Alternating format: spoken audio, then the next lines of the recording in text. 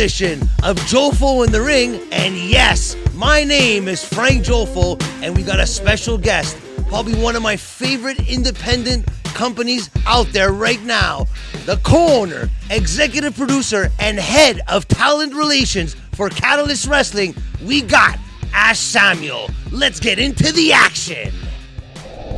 So we have here the executive producer and the head of talent relations, the co-owner of CATALYST Wrestling, Ashe Samuel. What's going on, brother? What's going on, dude? Thanks for having me on. Hey, it's a pleasure. It's a pleasure. It's a long time coming because, you know what, I got into CATALYST Wrestling a couple of months ago, and the excitement here in studio here to have you on is off the charts because we are big fans of CATALYST Wrestling. And how is CATALYST Wrestling doing during this whole pandemic situation here? You know, we changed over from Capital Wrestling to CATALYST Wrestling February of last year. Okay. Our last show was February 28th. So that's like 3 weeks before the pandemic officially kicked off. Yeah. You know, the pre-show was over. We got to the main show, and then we all got locked down till, now. So basically that was the last time you had fans in attendance for an event? Wow. Yeah, and we didn't know how long it was going to last. No one knew anything. And then by June, the realization hit us this is not changing soon. Yeah. So we need to figure out a way, because we have network responsibilities, and you can only run so many highlight shows and clip shows before everyone's just like, oh, okay, they're dead. Exactly. So, we decided basically at this point, fuck it, we have to do something. So the concept of doing no fan shows happened. My issue with the no fan shows at the beginning of the pandemic was no one was really acknowledging what was going on in the world. Mm-hmm. It was just now we don't have fans here.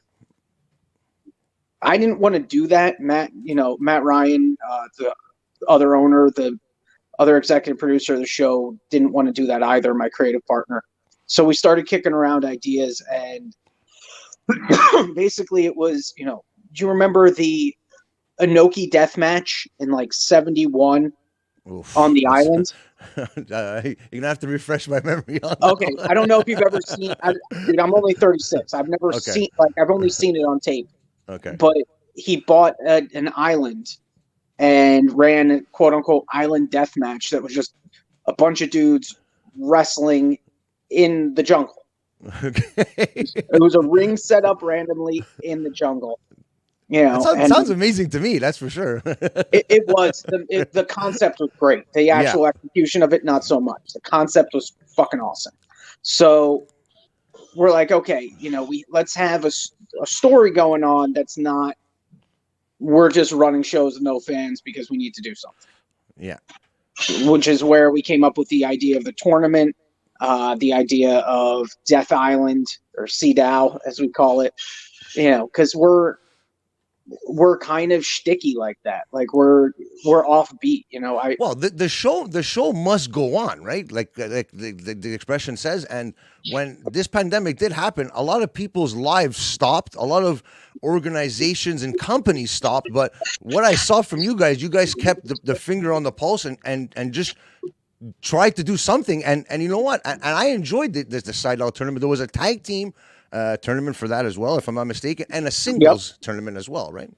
Yeah, we guys wanted to work. I had guys hitting me up hey, are we doing this? Colby Carino, our champion, who's a good friend of mine, would just tell me every day how he was going crazy not being able to work. I could imagine because when you're wrestling, I'm sure okay, I'm not an actual professional wrestler, but in a sense that a professional wrestler is on the road maybe 3-4 times a week, even on the independent scene, and all of a sudden all this stops. It's what now? What do I do now? So we saw what happened with the comedy scene too. Guys like Harry Trajanian, Chris Vega, Zach Amico, who work for us. Yeah. It was these Zoom shows and this bullshit going on, and so it was okay, let's have some fun with this. We don't know what it's going to lead to. We got, big shout out to Frankie at Future Legends for sponsoring the tournament. And that was it. That was like, let's see where this will go. And it's gone 9 months or 8 or 9 months at the time. By the time you release it, like we'll almost be like right under a year of doing the no fan shows and it's cool to watch the guys get used to working without a crowd. Yeah. Moving away from selling to the crowd and their usual mannerisms, focusing it more on the in-ring, on the shit talking their opponent, being loud, being vocal, and letting their personality shine more. Which is super great to see, And for me, that's the one example of that is you have Zach Amico there, and he's rocking and rolling. Honestly, I didn't know much about him up until we're big fans of Gas Digital, but I wasn't focused on Zach Amico, but I saw of him on Gas Digital, so I'm like, where have I seen this guy before? And this dynamic, and I knew he was into the Gas Digital, so it just brought me even closer to CATALYST, and with him and the Meadowlands Monster was just a great fit for me, and I latched upon these guys, and to see Meadowlands Monster now coming back from injury, and we're behind them 100%. We've had him on the show as well, and we're behind him 100%. And do you think like having an injury like that, especially during a pandemic, it must hurt a lot more for your company, and I'm sure for him as well? Look, I love Lou. He's stellar human being. Very, very underrated worker. Yeah. Moves like a fucking cat for a guy his size. And I talked to him when I found out about the injury. I talked to him for a bit, and it was just like, don't rush back. I've been in this business since I was 14. I've seen guys kill their careers by taking 4 months off for a 6 months injury, 6-month injury. The business will always be here. Lou's a guy that has a lot of upside, has a really bright future, and he's so young in the business. He's still learning. He's still getting better. So, I know he's taking this time to study tape and to kind of get all the internal stuff there. And I have a feeling he's going to come back, as a badder motherfucker than he ever was. Even stronger, that's for sure. Because I could see, like, I the first time I met him for the first time was on our podcast, and I could see it in his eyes, like, even with his fucked up shoulder, he still would want to come and set up the ring or set up chairs or do whatever it takes to help the organization that he works for. And it's a shame that he's out of action now, but. You know what? Like you said, and that's another thing. Were you ever a professional wrestler before all this happened, or is it just your love for wrestling brought you to this? You remember Special K in Ring of Honor? Yes. I was lit in Special K. Really? Wow! Yes. What a small world, man. That's crazy. That's crazy. Yeah, I feel kind of like Al Bundy talking about throwing 4 touchdowns in one game when we talk about the ring stuff. From 14 to like 23, 24, I was in the ring. Wow. At one time, I lived in the Hart House for a little bit. There's a shoot match of me with my real name floating around in the dungeon. But yeah, like I came up in North Jersey, linked up with the Jersey All-Pro guys when I was like probably 16 because they had a really young roster, which is where Special K came from. Was we were all friends and things like that. And then head injuries started kicking in my 20s. So I kind of segued into commentating. I commentated for Pro Wrestling Syndicate for like 7 or 8 years with Peter Rosenberg, amongst other people. But my life was a mess.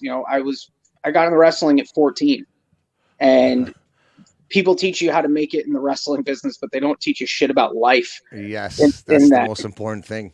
So it took me into my 30s to get like the other end of life figured out, and how to be an adult and how to be a person and not just be some fucking carny grifter, like drifting through life, waiting for the next work, brother. So, can you tell us the process of? I know, like, if you're a co-owner of a wrestling company, basically like what I would think it would be is like, oh, I want this guy to wrestle in my on my show. I'm gonna go get him. Or how is that process of getting these specific wrestlers that you would want to come and wrestle for your company? How does that work? What's the process? Well, I jokingly say there's two ways to get booked for Catalyst. One of which is somebody tells me to check you out. Okay. Or the other is like show up at a show and someone no shows and we need someone, so we put you on. Oh, okay. Like, honestly, so many guys, who are really talented individuals that we use got on because other people no showed or weather went bad or things like that. It's right place, right time, I guess, right? It's right place, right time. It's people like saying, hey, you should check out this guy, or what about booking this guy? Or I hear buzz about someone, or I see some, Jimmy Rave once told me that I book talent backwards because I don't watch match. Like, I need to show me a highlight video. Show me 3 minutes of your cool shit or what you do really well. If I like it, if you can pull me in with that, then I'll watch the rest of your stuff to see. But that's what it's all about, right? In the end, because you're not going to watch a 20-minute, 30-minute match. You want something. You want to see. Okay, show me what you got right now in the first 2-3 minutes. If it draws my attention, if it's like, oh wow, I want to see more, then you know what? There's something there, right? But apparently that's not how they do it in like WWE. And stuff like that. But it's one of those things where we have a 30-minute product. Or not, we don't have 3 hours of TV to burn through a week like other companies do, or even an hour. So I want to see that you can grab people. I want to see you cut a promo. I want to see how your presence is, because like a lot of guys are so good in the ring, and then the minute you have to have a 3-dimensional character out of them, it's hitting a wall. Okay. So that's kind of how I book, is like, what do I see in you? Past, okay, you can do some great shit. A lot of guys are super, like, the athletics in this business is just boom, boom, boom, and crazy, crazy, crazy. So I look at it like, what else can you bring to the table? Okay. And how did the whole? I know you guys are on Fight TV, and you guys are on Gas Digital as well. How did that all come about? Did it just fall into your lap, or did you have to? Because we want to know how does that process work? Because over here in Montreal, like I'm sure it's a lot different than it is in over there for sure. So Matt Ryan is the guy who works out the deals with like the Fight app and Fight TV and stuff like that. He has a background in television. Okay. Gas Digital is a different story. That was me. Okay. And we were working with the Comedy Fight Club guys, Matt Maron and Chris Crespo originally. Yeah. Because Matt used to be a pro wrestler. Oh, wow, so, really? Yeah. So I hit him up and I was like, hey, man, we have this little show. Come check it out. It's local to you. And then they were filming a show where Chris had to do different jobs involving his hands because he doesn't have hands. And Matt's like, would you let him ref? I was like, of course I'll let him ref. It'll be hilarious. You guys will make some great content out of it. And then I convinced Chris to take a pile driver from Paul Jordan. How do you convince somebody to take a pile driver? Has he ever taken a pile driver before? He didn't know shit about pro wrestling. He was just like all for it. I was like, you want to take a pile driver? He goes, okay, what's that? So we had to like show him videos of the pile driver. Paul, being the consummate professional he is, took great care of Chris. And then my old roommate Corey Castle and I went to Skankfest one year. Matt and Chris invited us to Skankfest, and that's where I first met Zach and met all those guys. And then Mike Harrington hits me up like the day after and goes, "Hey, you want to come to New York and do Real Ass Podcasts?" Wow. And it was like, holy shit! Like at the time, we just did like 1 million views on Twitch before they changed their algorithm for the front page. Wow. And I wanted to get on Gas, and we were trying to do something with Zach and Lewis, which ended up being just Zach because Hughes got fucked up and everything. But Zach's the man. I cannot say enough good things about Zach Amico. I love him to death. And he just came up to me. He goes, I know things got fucked up tonight, but if you'll have me, I want to do this. And I was like, shit, yeah. Well, of course we'll have you. You can see the love that he has for professional wrestling as well, Zach. He just loves professional wrestling. When I see him do those promos, he's got like a touch of Paul Bearer, Bobby Heenan. He's got the mix of all these great managers and wrestling too. I'm sure I haven't seen him live wrestle, but he's been on the Jofo podcast as well, our other show that we have on our network, and he was just talking about wrestling, and it was just giving me goosebumps because I could see him one day maybe being a manager of a big wrestler, maybe Meadowlands Monster, maybe one day they'll be in a bigger promotion, but at least you know that they came from CATALYST Wrestling and he came from home, you know what I mean? But to see that all culminate with Zach and Meadowlands, especially with Zach with the help of Gas Digital, I'm sure it helps a lot for you guys as well. Well, what happened? So like Corey and I did Real Last podcast. The relationship grew from there. Zach started working with us. Chris Vega, aka Chris from Brooklyn from High Society, started working with us, and we had the opportunity to do Skankfest in 2019. Mind you, I had gotten turned down. Like we pitched Gas like 3 times about getting on the network, and we're told no 3 times.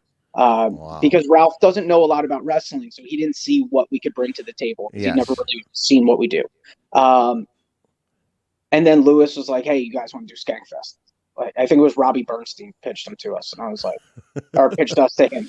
But I got the call, and he's like, "Yeah, Lewis is down for it." I was like, "Holy fuck! Wow, like, this is crazy."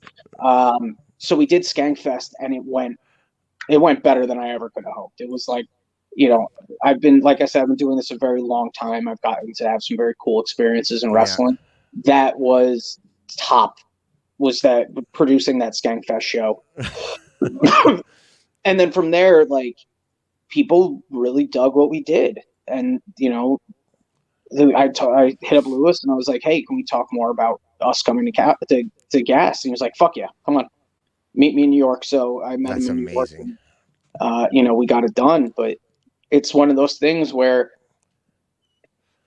the way that we positioned ourselves originally was, the first Skankfest I went to, I saw more wrestling T-shirts than I saw at wrestling shows. Really? Okay. Yeah, and it had the vibe of an ECW show, even though it was a comedy festival. Like, no one that's been to Skankfest before, that's probably one thing. We're waiting for these borders to open here in Canada so we could. I know there's one that's going to be happening in Texas, if I'm not mistaken, this year. Yes, I'm not sure what's going on with that on our end. Okay. But there's a very good chance that you'll see us there. Okay. It's something where, like, the energy of the shows are crazy. I could imagine. And, so that's kind of where the idea of there's a big population of people who love wrestling, but aren't wrestling fans anymore. Yeah. They kind of grew up and they became battle rap fans. They became comedy fans. You said you said you're 36 years old. I'm 37. So if I could say it, we grew up in probably the best era of wrestling, period.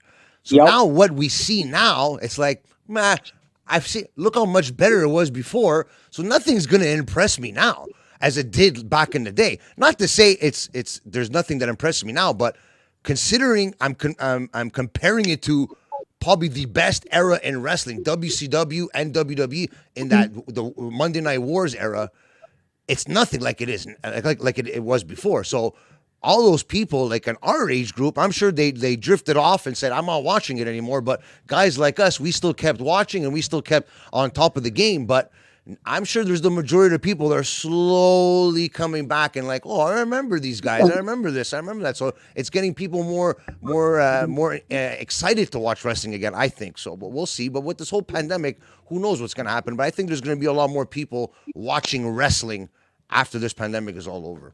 It's one of those things where, I got into the business in 99. Okay. Like I was a little kid. I was 14. Like I was a fucking child. So, and I'm from New Jersey. So I had everything. Like when I was a kid, I had WWF shows and ECW to go to. And then, when I started wrestling, like it was the tail end of ECW into the golden age of the indies. And I got to wrestle on the Cage of Death, and I got to, wrestle for Ring of Honor for like a year and a half and be around like guys who became the standard bearers of the wrestling business. I think what's happened now in terms of we all got older. I mean, dude, Yeah. in the Attitude era, you were in fucking middle school. We were in high school. Yeah, exactly. Yeah. So Like, so you get older and you start like discovering other stuff in the world and things like that, and you yeah, grow out of things, and sometimes you fall back into them when they pique your interest. But the love of wrestling never died, but it was yeah, always spoken of with that, oh man, I used to watch it with Stone Cold and with this guy and with this guy, but now I really like Legion of Skanks, or I really yeah. like, fucking King of the Dot, or whatever, but they still love wrestling. So we wanted to market to those people to kind of wrap it back into what we were talking about. Mm, We wanted to market it to people who, because the wrestling marketplace is so saturated right yeah. now. Big time. I mean, I'm sure, especially where you guys are from too. I'm sure that you guys are not the only promotion out there in that area too, as well, right? No, I mean, the Jersey, I live in Pennsylvania now.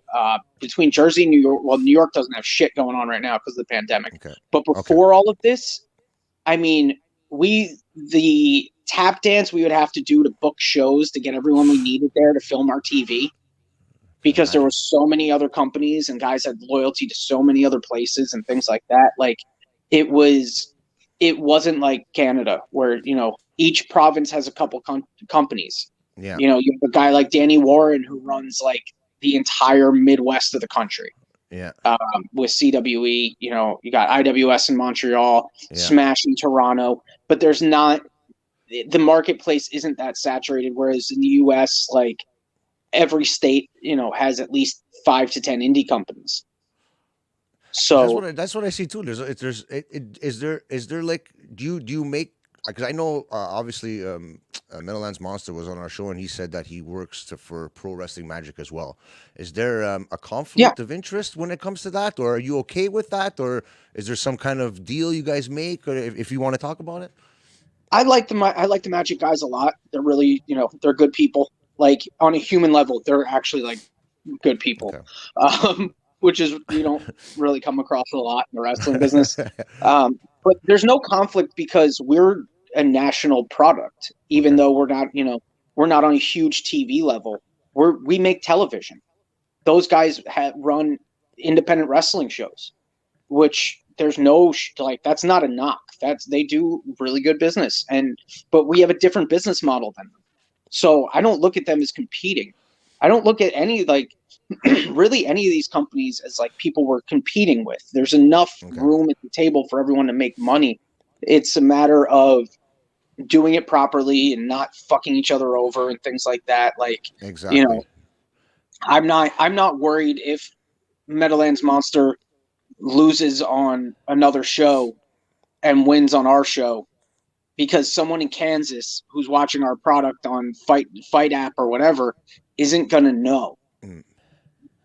Like, and it's one of those things, like, wrestling's like, it's like, okay, if you see a guy on 2 TV shows and he's the villain in one and the hero in the other, do you think the producers are calling each other and being like, dude, you can't have him burning the whole city down because on our show he's the priest that saves everyone? Like, Exactly. It's like having Hulk Hogan red and yellow, and then having Hulk Hogan NWO on one show, and then having him as a good guy on another show. Which one is the one I'm going to go for, right? Like, it might screw up one storyline on one company, and it might benefit the other one, or vice versa. But they, at this point, because of the way media works now, there doesn't even need to be an overlap. No. Like, someone like Casey Navarro wrestles for us. He wrestles for AEW. Yeah. JD Drake is another one. And, he's one way for us. He's another way for AEW. And believe me, I'm not sitting here saying like we're in the same class. Like, they're a $1 billion fucking organization. Yeah.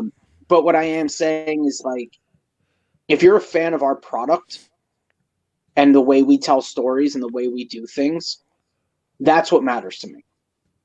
We don't do a lot of crossovers with other companies right now because of trying to avoid, like, confusion of we use guys differently than other places. let's take a second to shout out our great sponsor, Balboa Bakery. Go the distance with Balboa Bakery, 102 St. Jean-Baptiste Boulevard. Go see Big Joe. Tell him we sent you. Got the best cannolis in the world.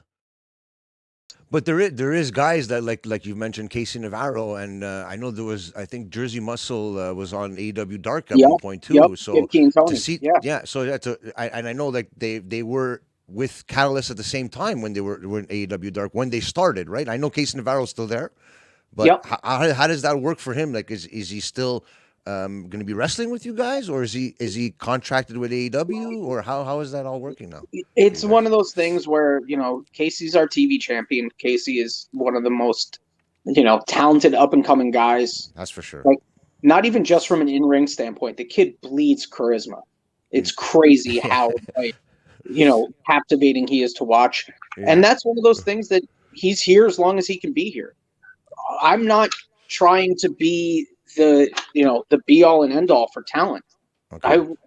I grew up watching ECW. I grew up as a part of Ring of Honor, where these guys, like, these companies made money. They got to kind of do what they wanted to do, and their guys got ready for the big show. That's exactly it. Yeah. So that's very good to know, because it's basically you're giving them this platform for other companies to be able to see them, and maybe one day wrestle for these companies too, right? So Yeah, like that's good on I'm you looking guys. to get at the same table as Ring of Honor, as Impact, as MLW. We don't have the highest budget, but in my opinion, we have the most fun show in That's for wrestling. sure. And I just want fans to be able to see us on that same level, and to be able to have the opportunity to watch us like they do those other companies. But in terms of, New Japan, WWE, AEW, like, that's the goal.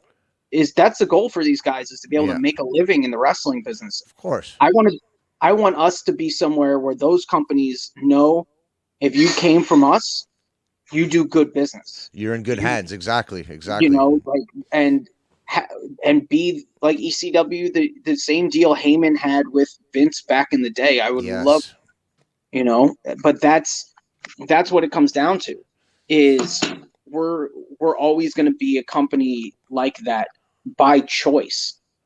Matt and myself grew up watching ECW, and we grew up in ECW territory. Like, I was at a bunch of shows as a kid. I was privileged enough to be able to work with, like, a crap ton of the ECW guys after the fact, Wow. which was, so it's that's the best way, like, to be able to make a living in pro wrestling on my end, and be a developmental to get those guys onto the biggest stages, and have that, maybe even have some of those companies have the big two, big three if we're going worldwide, big four if we're counting AAA, what Yeah. have you. Guys need to be retooled, kind of like how Austin went from Stunning Steve and then did the Exactly. stuff in ECW. That is the goal, because at the end of the day, the business always needs to keep feeding itself. It needs to keep growing. Exactly.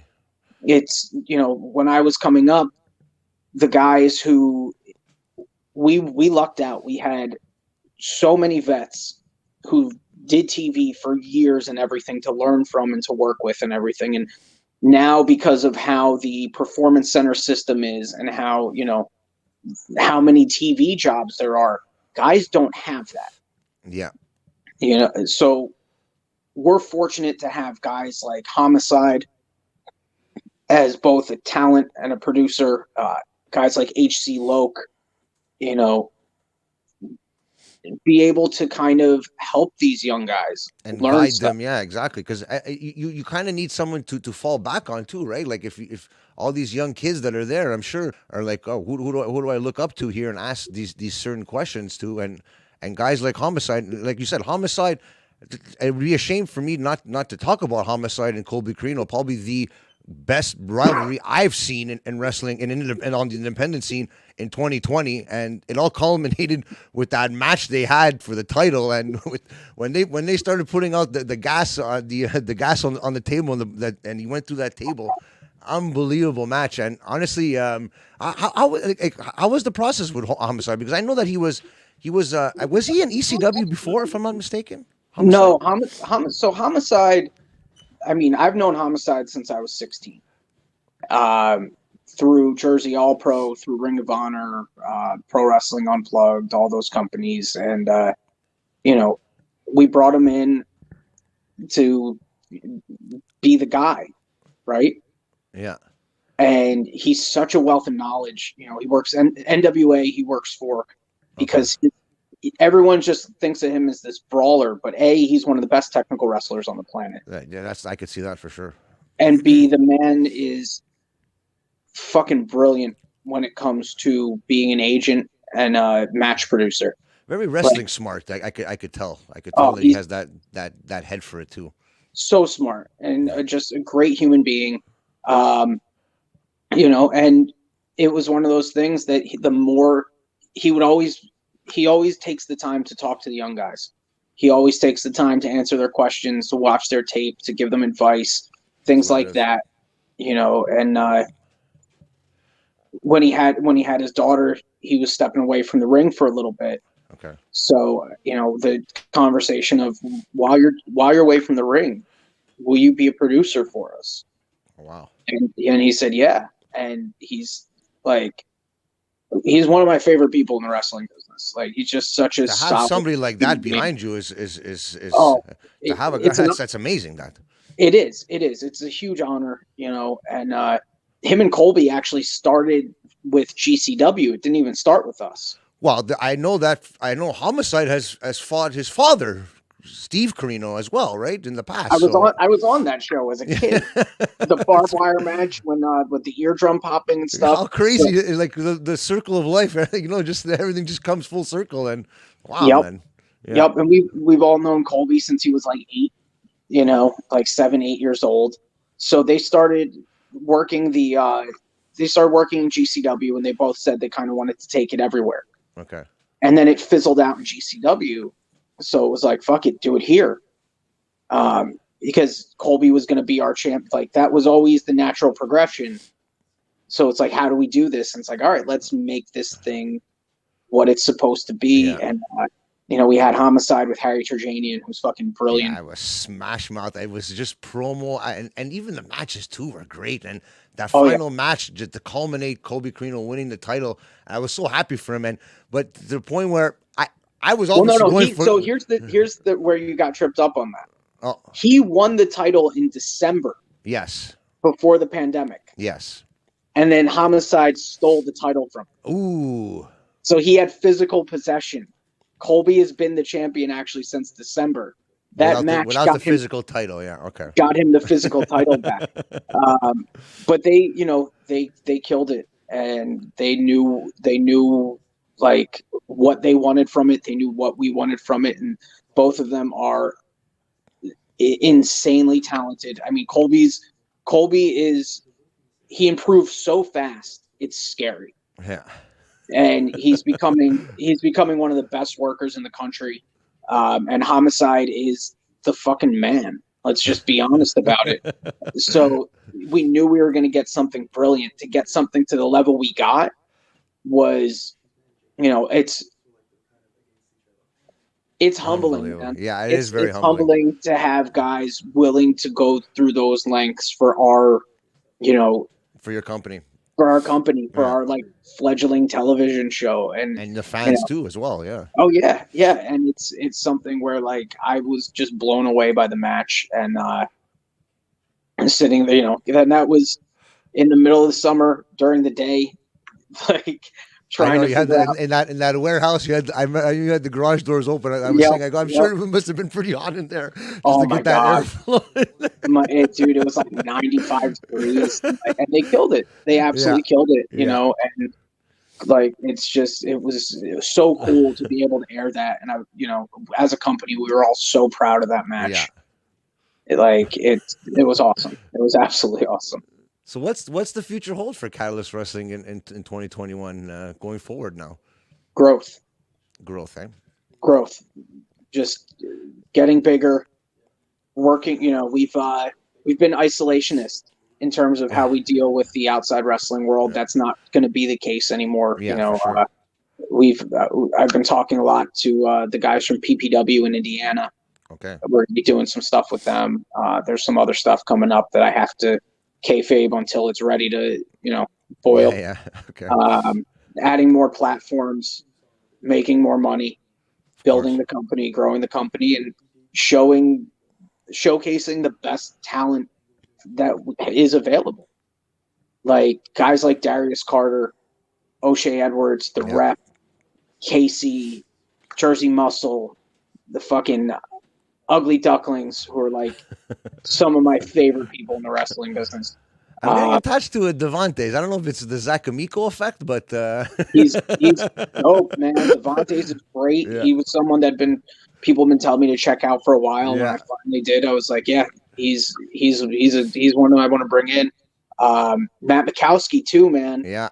Matt Mikowski is fucking crazy good and so innovative with what he does.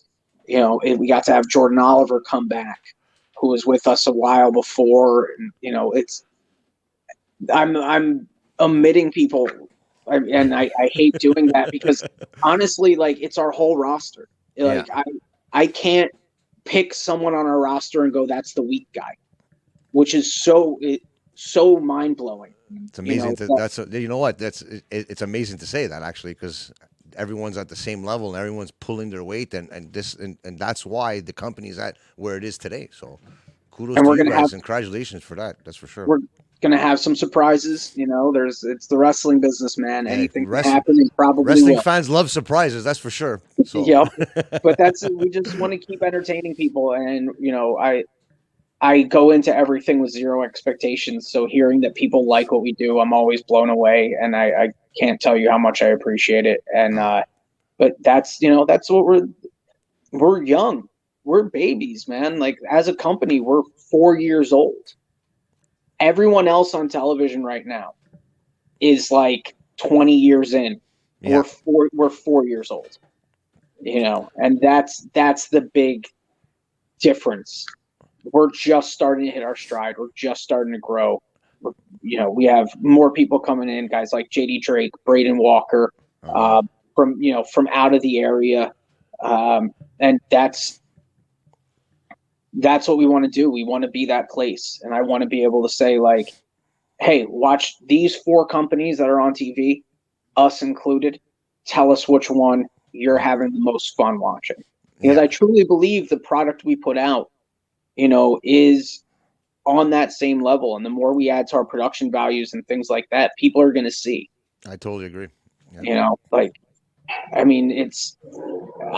excited. I'm excited. I have two stepdaughters. I always love to be able to show them, like, you can still do the things you love and follow your dreams. Are they going to be future women's champions in CATALYST? Nope. I want them nowhere near the wrestling business at all. As a proud Canadian, I have to ask: is there any chance of you bringing in any Canadians to your company one day as a one-off, or maybe just? So after the show, right before the pandemic, we had 3 of them. Okay. Carter Mason, who is insanely talented, great human being, Justin Sane, and Lionel Knight, who are both also just phenomenal talents. I spoke briefly to the guys from Smash about doing some stuff with them between the 2 companies and stuff like that. I lived in Canada for 3 years. I have a lot of love for the Canadians. There's some guys out west I would love to be able to book if the money was there and stuff like that, and we can make it work. Guys like Michael Richard Blaze from PWA, Artemis Spencer. I've known both of them since they were like real young, on and off. But there's like you guys got so much talent up there, and I would be, as a promoter and as a businessman, I'd be foolish to say no. We're keeping it to U.S. talent. Well, just to give you a little heads up, we got probably the best Canadian wrestler on the planet right now. His name is Jeremy Prophet. He's probably one of our co-hosts for our podcast, our Jofo in the Ring. He's one half of the IWS Tag Team Champions and a former GNW Canadian champion as well, and the Great North Wrestling Well, the current. No, he's the longest reigning. Yeah, and current. Yeah, sorry, sorry. I'll definitely check him out, Whoa. man. This is, I'll certainly check him out. Like, Hey, hopefully, you know what? Like you said at the beginning, give me a 3 minute clip of him. You know what? That's the first thing I'm gonna do, and I'm gonna let you find out for yourself how good this guy is, and I'm sure you will like him, and maybe you guys could talk, and something will happen in the future. But like I said, I'll shoot my shot for hopefully him. the borders open up soon. No, it's That's cool, the man. I thing too. appreciate it. That's the thing too. It's the border situation that's restricting a lot of things. But like I said, I'm sure once everything gets opened up again, and everyone will be rocking and rolling here in Canada, because I'm sure everyone's salivating, especially here in Canada, to go to the Oh, yeah. States and showcase how good they are to these companies like Catalyst and the ones like Ring of Honor and AEW and MLW. So we'll see what happens. But yeah. Yeah, dude, Speedball Mike Bailey can cross the border again. I know. Speedball. Happened, It's 5 years. Yeah. Well, happened at like he's very good friends with Jeremy Prophet as well. So yeah, we kind of get the insider with him, but he hasn't told us much, Jeremy. So maybe we'll try to pick him and see what he says about Speedball Mike Bailey. But yeah, I'd love to see Jeremy on a bigger stage, and maybe one day he'll be in Catalyst one day. But we'll see in the future. Montreal to New York's not that bad of a drive, dude. I know, it's very close. So let's send me some stuff. I'll definitely check him out. For sure, 100%, 100%. The fact he worked Steve's last match, and the fact I know he used to work with Remy and Kevin and all them, and I mean I did shows with Beef and Sexy Eddie and Kev and Generico and all them. Like, okay, so I have to ask you: do you have a Sexy Eddie story you could share with the fans? Because we try to get a Sexy Eddie story out of everybody, because for some reason everybody knows Sexy Eddie that comes on our show. So maybe if I don't have dude. I've had a lot of concussions. My memory's not that great. I have a great El Generico story. Oh, okay. If you want to tell that one, yeah, for sure. So, Cage of Death 6. Jack Evans is an old friend of mine. Okay. And we used to ride together. He would crash with me when he was out east. So, Cage of Death 6. He does that and takes that insane bump off the cage. Okay. And everyone's checking on him because we all thought he died. He went off the cage, flipped off the cage with no table, and bumped on the floor. Jack is a magician and banked himself so he didn't die. But watching it live, you had no idea. So I can imagine. Generico's checking on him and like, "Are you all right? Are you all right? Are you all right?" Still in the match, like still. No. After this is in the locker room. I'm in what used to be the crow's nest of the ECW arena. Okay. And Jack goes, "Finally," which is my shoot name. He goes, "Finally," and tell him I need to join. And Generico is running through the building yelling, Lee, Jack needs to join. Where are you? Where are you? Yeah, it was quite funny. Like, I think of the last match Generico ever wrestled as El Generico was for a show that I put on in Calgary, of all places. Well, I booked. Other people put it on. I was the booker. But yes, that was the last appearance of El Generico on an independent show. Yeah, we're very big fans of El Generico. Sami Zayn, if anyone doesn't know, and of course, obviously Kevin Owens, who was Kevin Steen, and the Independents as well from Montreal. So yeah, man, you guys have always been a very good producing ground of talented motherfuckers. So I will certainly check Jeremy out. Yeah, for sure. I appreciate that. And is there you wanted to bring up the show you guys have at the end of April? Yeah. Okay. So Lance Lude, one of the Ugly Ducklings, had stage 4 colon cancer. Okay. Wow. And he had surgery to have it removed. He's got a shit ton of medical bills. Okay. The Ducklings are putting on a show for him. It's called Ducks Fly Together. It's if you're in North Carolina, be there April 31st. If not, it's going to be available on IWTV. We're in the process of talking to the people at FITE TV to get it on there. Also, all the money goes to Lance's recovery. Oh wow, that's great. Amazing, talented guys already booked. Darius Carter's going to be down there. Colby Carino, Rob Killjoy, JD Drake, Hoodfoot. Fucking. Is there a way that we could contribute something to the cause to the donation? There'll be. I'll send you the link. You can put it at the bottom of the bottom of the episode. stellar dude. He's been doing this a long time, and as you know, unfortunately, this business doesn't have healthcare that comes with it. Exactly. So anything you guys could give would be great. Oh, for sure. So much appreciated. We'll spread the word, and we'll help as much as we can. And I know all the Jofo Mafia members out there too as well. We'll do everything we can to help you guys out. That's for sure. Thank you so much, dude. Thank you. Is there anything else you wanna plug before you Yeah, go out? Social medias. I want to plug all my friends. Look, CATALYST WRESTLING first and foremost. Check us out on Gas Digital Network. Use promo code CATALYST. Get 7-day free trial. Fight app, Fight Network in the U.S. and Canada. A couple more platforms to be announced by the time this comes out. You can watch old episodes on Tubi and IMDb TV. We're trying to get everywhere. My friend's podcast, Man School 202 with Harry Turjanian, Dante Nero, Zach Amico's Spook Show, Real Ass Podcast, High Society Radio, fucking Struggling with Sozio with a good friend of mine and a complete fucking Goomba, Nico Sozio, former CZW champion, Evolving with Corey Castle. Corey's an old friend. There's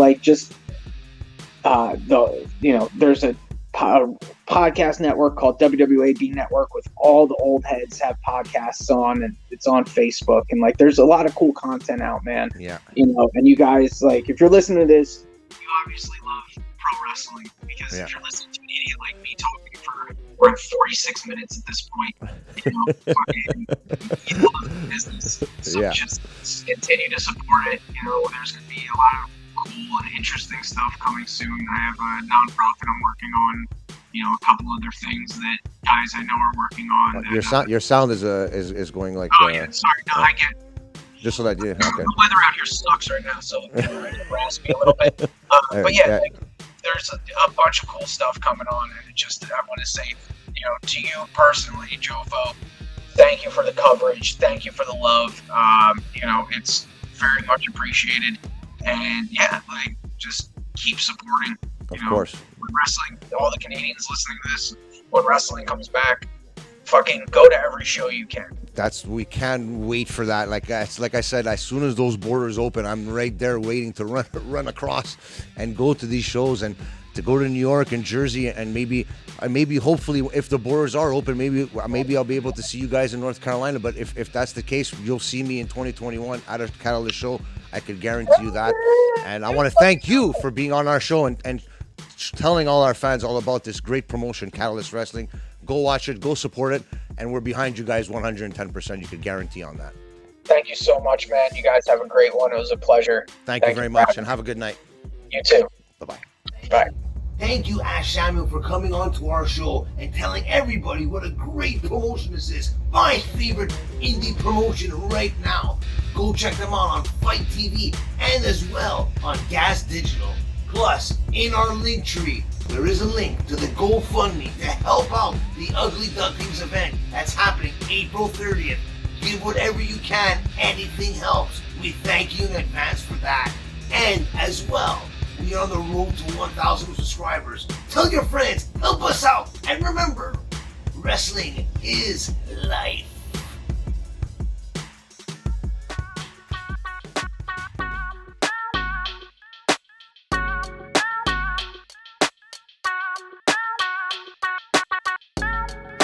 Come get on that.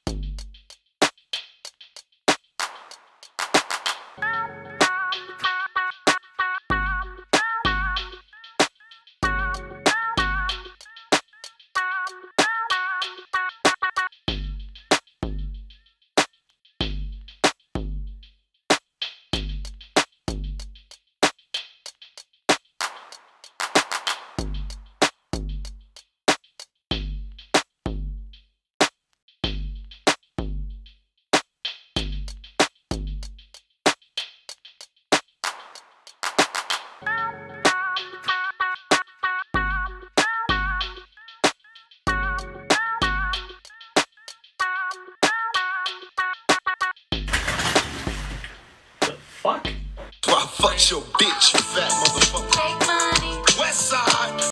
I'm just gonna go introduce myself to Harry's girlfriend.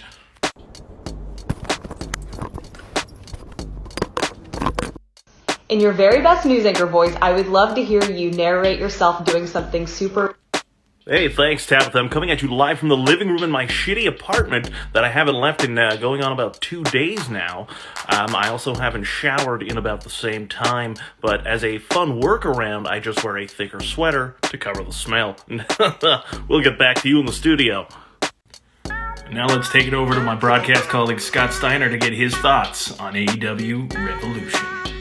Hated it. You know what I used to eat for breakfast? Cocaine. You know what I used to eat for lunch? Cocaine. Was that dinner? Was it cocaine? You want me, I want you, baby. What's a mistake you learned the hard way that you can now help people to avoid? I'll go first. If you jerk off before the date, you don't even need to go on the date. What's a mistake you learned the hard way that you can now help people to avoid? I'll go first. You still want to see her after you jerk off? You're in love, friend. Tell me you want to be on the Maury Show without telling me you want to be on the Maury Show. Oh, sorry to hear about your dad. Of course I'll pull out. Be honest with me. What is the real reason why you are not dating right now? The absolute... I just used this cookie to put underneath another cookie that I ate, so this one would catch all the crumbs. Yeah, I got a question. How long is sex supposed to last? Until she wakes up. Give me that mic, Joe Rogan. You know, this isn't just for me, eh? This is for Trax, because he doesn't eat belts. This is for Tico. This is for Tico. That's karma I've never heard of before. This is how you win. You know what? I'm nothing without my partner behind me. Ladies and gentlemen, my tag team partner, Mr. Frank Jofo. We're the rockers of the podcast team. And one last thing. You have to remember, like Selector Blue said, you're never given titles. You have to earn them. And title! Oh, Jesus! You son of a bitch! I'm the champion of the demo. I am the demo god. I'm the king of the ratings, man. I'm the champion of the demo. I am the demo god.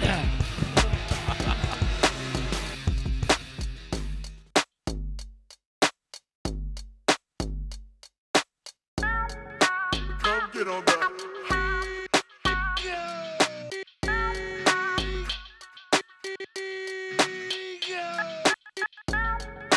Come get on that.